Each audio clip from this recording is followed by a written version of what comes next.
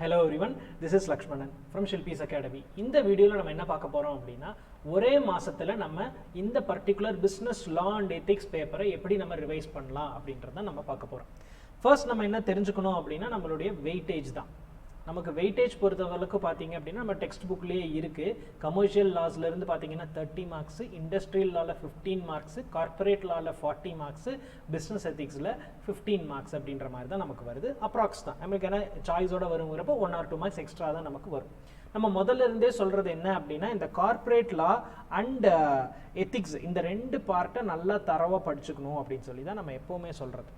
Right, ஏன்னா இந்த ரெண்டு டாபிக் வந்து கொஞ்சம் கம்பேரிட்டிவ்லி ஈஸி. ஏன்னா இங்கே நம்ம இவ்வளோ சாப்டர்ஸ் படித்து 15 மார்க்ஸ் தான் நம்ம வருவோம். லைக் இந்த 4 சாப்டர் படித்து 10 மார்க்ஸ், இந்த ஒரு சாப்டரில் 5 மார்க்ஸ், அப்புறம் இது ஃபுல்லாக 6 சாப்டர் படித்து 30 மார்க்ஸ் அப்படின்ற மாதிரி இருக்குங்கிறதுனால கம்பேரிட்டிவ்லி இந்த part C, that is section C and section டியை நம்ம நல்லா தரவாக படிச்சுக்கிறது ரொம்ப நல்லது.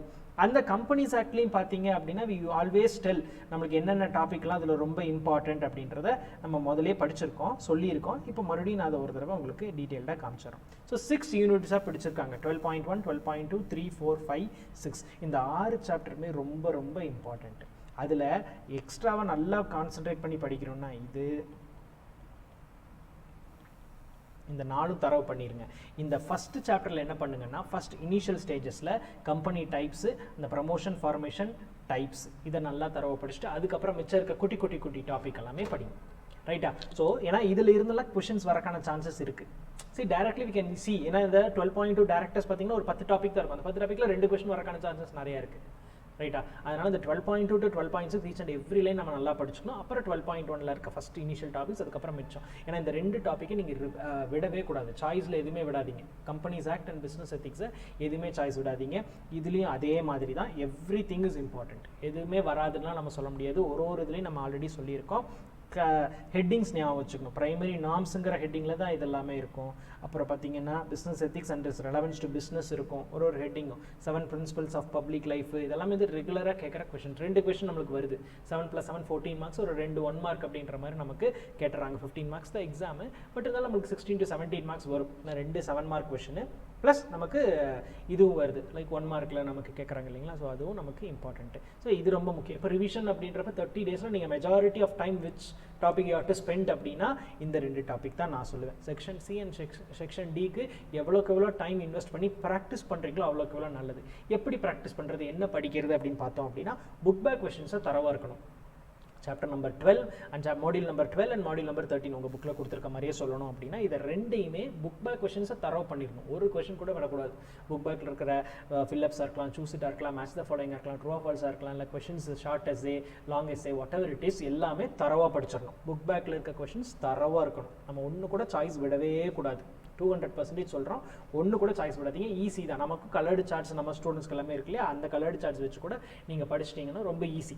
இந்த ரீகால் பண்ணுறது ஏன்னா 7 மார்க் கொஷின்ஸ் தான். நத்திங் லைக் ஸ்மால் கொஷின்ஸ் கேட்கறது இல்லை பெருசாக. எல்லாமே பெரிய கொஷின்ஸ் நமக்கு தெரியும். கீ மேனேஜல் பர்சன் லைக் 1 பேஜில் அந்த 6 லைன் தான். அந்த 6 லைன் அந்த செக்ஷனோட படிச்சு வச்சுக்கோங்க. எதையுமே விடக்கூடாது. Rights to shareholders 2 point, அதில் 2 பாயிண்ட் பை பாயிண்ட் இருக்கும். அது 2 தான் நமக்கு எக்ஸாமில் கேட்டுட்டு இருக்காங்க. இதெல்லாம் நமக்கு ஈஸியாக தெரியும். இதுதான் கொஷின் வரும் அப்படின்றதே நமக்கு தெரியும். அப்புறம் மோஸ்ட்லி கம்பெனிலால வந்து கேஸ் பேஸ்டு கொஷின் வர்றதில்லை. மோஸ்ட்லி டைரக்ட் கொஷினாக தான் வந்துடுது. சில நேரங்களில் வெரி ரேராக தான் நமக்கு வந்து கேஸ் பேஸ்டு கொடுக்குறாங்க. அப்படி கொடுத்தாலும் நம்ம ஈஸியாக கண்டுபிடிச்சிக்கலாம். அதனால் இது 2 டாப்பிக்குமே வந்து ரொம்ப கன்ஃபியூஸ் பண்ணுற மாதிரி கொஷின் வராது. 99% டைரக்ட் கொஷின் தான் வருங்கனால இது 2 படிங்க. ஈக்குவல் வெயிட்டேஜ் கொடுங்க. இப்போ 30 டேஸ் நம்ம ரிவிஷன் பிளான் பண்ணுறோம் சார். ஒரு நாளைக்கு நான் 4 hours பார்த்தீங்க அப்படின்னா அந்த பிஸ்னஸ் லா அண்ட் எத்திக்ஸ்க்கு நான் ஸ்பெண்ட் பண்ணுறேன் அப்படின்னு நினச்சிங்கன்னா அதில் 3 hours வந்து இது 2மே கான்சன்ட்ரேட் பண்ணலாம். Because this will give you marks. Out of 100 marks நம்மளுக்கு சிலபஸ் படியே 55 மார்க்ஸ் இஸ் கேரண்டீடு. கன்ஃபியூஷனே இல்லாமல் வரும். அதனால் மெஜாரிட்டி ஆஃப் டைம் இந்த 2 டாபிக் நீங்கள் கொடுங்க. இந்த 2 டாபிக் ரொம்ப மார்க் ஸ்கோர் பண்ணுறதுக்கு ஈஸியாக இருக்கும். மேலே இருக்க டாபிக் பார்த்தீங்க அப்படின்னா ஆஸ் யூஷுவல் ஃபர்ஸ்ட் சாப்டர் கொஞ்சம் ஈஸியாக தான் இருக்கும். படிச்சுக்கோங்க. 1 or 2 1 மார்க்ஸ் மேக்கம். வெரி ரேர்லி ஒரு 7 மார்க் வரலாம். மற்ற கான்ட்ராக்ட் ஆக்டில் பார்த்தீங்க அப்படின்னா கேஸ் பேஸ்ட் கொஷின் தான் வருது.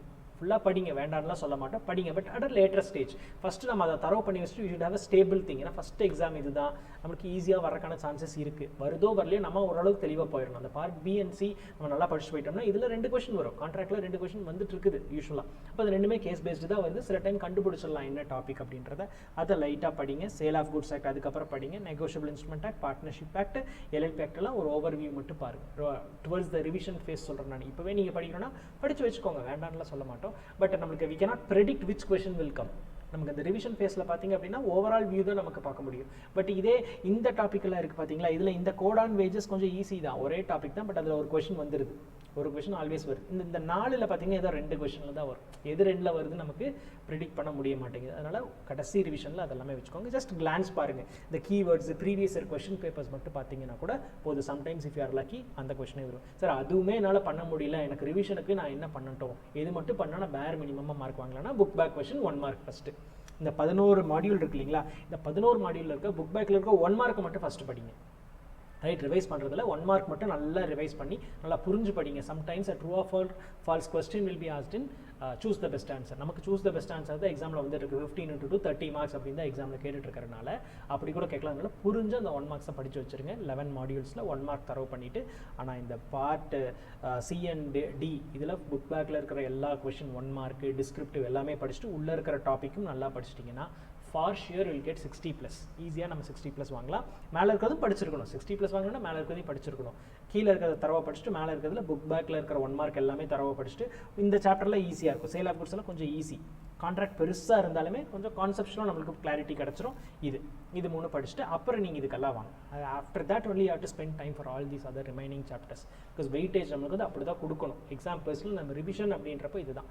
அப்போ நம்ம ஆர்டர் பார்த்தீங்க அப்படின்னா எடுத்த உடனே கம்பெனிலாவே உட்காருங்க. ஏன்னா அதுதான் நம்மளுக்கு காப்பாற்றுற ஒரு டாபிக். அப்போ கம்பெனிஸ் ஆக்ட் ஃபுல்லாக படிங்க. அப்புறம் எத்திக்ஸ்க்கு வாங்க. அதுக்கப்புறம் பார்த்தீங்க அப்படின்னா மேலேருந்து வாங்க. ஃபஸ்ட் சாப்டர் வாங்க, அப்புறம் 2nd 3rd 4th 5th 11 வரைக்கும் அந்த ஆர்டரில் ரிவிஷன் கொடுங்க. வெயிட்டேஜ் நம்ம எவ்வளோ நேரத்தை ஸ்பெண்ட் பண்ணணும் அப்படின்னா டோட்டலாகவே இந்த இண்டஸ்ட்ரியல் லாஸ் பார்த்தீங்க உங்களுடைய ரிவிஷன் டைமிங்லேயே என்ன பொறுத்தளவுக்கு கேட்டிங்க அப்படின்னா 10 hours தான். total revision hours for this particular 5 chapters is only 10 hours. 10 மணி நேரத்துக்குள்ள இந்த 5 சாப்டர் நீங்க ரிவைஸ் பண்ணிரணும். அவ்வளவுதான் பண்ணணும். அதுக்கு மேல நீங்க பண்ணீங்கனாலுமே நாலேஜ் கண்டிப்பா கெயின் பண்ணிக்கோ, அதுல டவுட் இல்ல. பட் எக்ஸாம் பெர்ஸ்பெக்டிவ்ல பார்க்கும்போது நமக்கு மார்க்ஸ் கம்மியா வருங்கனால we cannot spend that much time into this. சரிங்களா? அதாவது 10 hours. மத்தது நீங்க இதுல எல்லாம் எந்த அளவுக்கு எழுதி பிராக்டிஸ் பண்றீங்களோ அந்த அளவுக்கு you will get results. இதுல எல்லாம் பாத்தீங்க அப்படின்னா இதுக்கு வெயிட்டேஜ் அதிகமா கொடுங்க. இந்த வந்து ஃபர்ஸ்ட் சாப்டர் 1 hour தான். 1 hour is more than enough. Contract act பார்த்தீங்க அப்படின்னா உங்களுக்கு ஒரு 10 hours இதுக்கு மட்டும் ஸ்பெண்ட் பண்ணலாம், தப்பே கிடையாது. Because it will give you marks. 2 7 mark வருது இல்லையா, 14 மார்க்ஸ் we can get. இதுக்கப்புறம் ஒரு 5 hours கொடுங்க, இதுக்கு ஒரு 4 hours, இதுக்கு 4 இதுக்கு 4 கொடுத்தீங்கன்னா போதும். ஆட் பண்ணி பார்த்தீங்கன்னா ரொம்ப கம்மியாக தான் வரும். உங்களுக்கு 30 days நம்ம பிளான் பண்ணுறோம். 30 daysல 3 hours 90 hours ரிவிஷனுக்கு இருக்குது. அந்த 90 hours நான் என்ன சொல்லுவேன்னா 40 hours பக்கம் கம்பெனியில் எத்திக்ஸ் தரவு பண்ணிட்டு இதுக்கப்புறம் மிச்சம் இருக்கிறது வந்து நீங்கள் அதுக்கு போனீங்கன்னா போதும். மேலே இருக்க டாபிக் வந்தீங்கன்னா கூட more than enough. Because this is the scoring area. Because doubt நமக்கு வந்து கன்ஃபியூஸ் பண்ண முடியாது. செக்ஷன் சில இடத்துல கண்டிப்பாக ஞாபகம் வைக்கிற மாதிரி இருக்கும், சில இது தெரியலனா விட்டுருங்க. ரொம்ப பாதரன்ஸ் வேண்டியதில்லை. எல்லா செக்ஷனும் நான் மெமரைஸ் பண்ணணுமா அப்படின்னா if you are having the capability to remember the section and you are sure that you will not right it wrongly, தப்பாக எழுத மாட்டோம் அப்படின்றது நம்பிக்கை இருந்தால் மட்டும் அதை பண்ணுங்க. தப்பாக எழுதுனா தயவு செஞ்சு விட்டுருங்க. அந்த கன்ஃபியூஷன் இருக்கக்கூடாது. எனக்கு அந்த நம்பர்ஸ் ஈஸியாக ஞாபகம் வச்சுக்க முடியும்னா go, no problem, way to go தான் நம்ம சொல்லுவோம். எந்த பிரச்சனையும் கிடையாது. எத்திக்ஸ் பொறுத்தளவுக்கு அந்த வேர்ட்ஸ் ரொம்ப முக்கியம். ஒரு வேர்ட்ஸும் ஞாபகம் வச்சு இது அதனால தான் இது ரெண்டுக்கும் டைம் ஸ்பெண்ட் பண்ணுங்கன்னு சொல்கிறது. இந்த எமோஷனல் இன்டெலிஜென்ஸ் வந்து ஒரு கொஸ்டின் வந்துடும், மேலே இருந்ததுலேருந்து ஒரு கொஸ்டின் வருது. ஸோ 2 கொஸ்டின் ஈஸியாக நம்ம ஸ்கோர் பண்ணிடலாம் இல்லைங்களா? ப்ராக்டிஸ் பண்ணுவோம். எல்லாரும் அக்கௌண்ட்ஸ் ப்ராக்டிஸ் பண்ணுவீங்க, டேக்ஸ் ப்ராக்டிஸ் பண்ணுவீங்க, ஃபினான்ஷியல் அக்கௌண்டிங், காஸ்ட் அக்கௌண்டிங் எல்லாம் ப்ராக்டிஸ் பண்ணுவீங்க. லா எழுதி பார்க்க மாட்டீங்க, சும்மா படித்து பார்த்துட்டு புக் பேக் பார்த்துட்டு போயிருவீங்க. 1 மார்க்கு கூட அதே மறைச்சு வச்சு படிக்கிறது ஸ்கூலில் படிக்கிற மாதிரிலாம் பண்ணிடலாம். பட் டிஸ்கிரிப்டிவ் 7 மார்க் கொஸ்டினுக்கு we have to practice because 7 மார்க்ஸுக்கு நம்ம டைம் பற்றணும் இல்லையா? அதனால் நிறைய எழுத வேண்டியது இருக்குல்ல. So to practice a lot. அதை ப்ராக்டிஸ் பண்ணிட்டீங்கன்னா ரொம்ப நல்லது. That's all. ரிவிஷன் பொறுத்தளவுக்கு இதுதான், ரொம்ப பாதரன்ஸ் கிடையாது. Part C, that is section C and section டிக்கு கான்சன்ட்ரேட் பண்ணி அந்த 55 மார்க்ஸ் எப்படி எடுக்கணுங்கிறத நல்லா திரும்ப படித்து எழுதி பார்த்துருங்க. அதுக்கப்புறம் மேலே ஃபஸ்ட் சாப்டர்லேருந்து வாங்க, மோர் தேன் எனஃப். இதில் பாதி தான் என்னால் சார் பண்ண முடிஞ்சது, என்னால் டைம் கன்ஸ்ட்ரைன்னால செக்ஷன் சி செக்ஷன் டி அப்புறம் மேலே இருக்க ஒரு 3 சாப்டர் தான் என்னால் படிக்க முடிஞ்சது. நல்லா நான் தரவாக இருக்கேன்னா don't worry, law will not எந்த ஒரு ப்ராப்ளமும் கிரியேட் பண்ணாதலாம். It will help you a lot. கண்டிப்பாக மார்க்ஸ் ஸ்கோர் பண்ணுறக்கும் சான்சஸ் இருக்குது. But you have to practice பண்ணுறது தெளிவாக பண்ணணும். அதை ஞாபகம் வச்சுக்கோங்க. ரைட்? All the best.